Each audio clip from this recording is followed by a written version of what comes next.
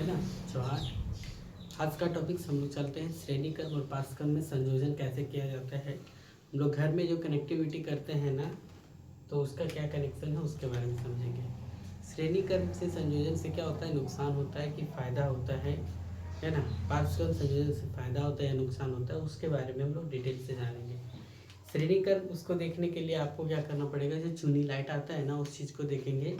तो एक चुनी लाइट से यदि आप जलाएंगे तो क्या होगा, सारा चुनी लाइट जलना शुरू हो जाएगा, एक के बाद दूसरे चलता है। लेकिन पार्श्व क्रम में हम लोग क्या करते हैं, घर में जो कनेक्टिविटी करते हैं ना, तो एक पंखा का स्विच देते हैं तो एक पंखा से एक चलता है ना। और हम लोग एमसीबी से हर एक कमरा में एक बॉक्स लाते हैं, जिसके कारण से क्या होता है, वो बेनिफिट होता है। अन्यथा क्या होगा, एक तार से यदि आप डालेंगे ना, तो क्या होगा, बहुत ज़्यादा नुकसान हो जाता है। तो हम लोग देख सकते हैं कि श्रेणी क्रम और पास क्रम के संयोजन के बारे में क्या क्या डिटेल से दिए हुए हैं उस चीज़ के बारे में।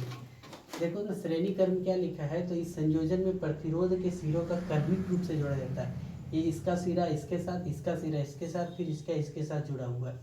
अर्थात प्रतिरोध का प्रथम सिरा एक तरफ, तार से तो दूसरा सिरा दूसरे प्रतिरोध का पहला सिरा से जुड़ा होता है। इस प्रकार का क्रम बना करके रखता है। ये कौन सा, श्रेणी क्रम। लेकिन पार्श्व क्रम में क्या होता है, यहाँ देखेंगे तो इसमें एक पहला सिरा सबका और अंतिम सिरा सबका, सब एक साथ जुड़ा हुआ रहता है। समझ रहे। फिर हम लोग श्रेणी क्रम संयोजन के व्यंजक को समझ लेंगे थोड़ा सा। ये तो हम लोग क्या किए कि देखो,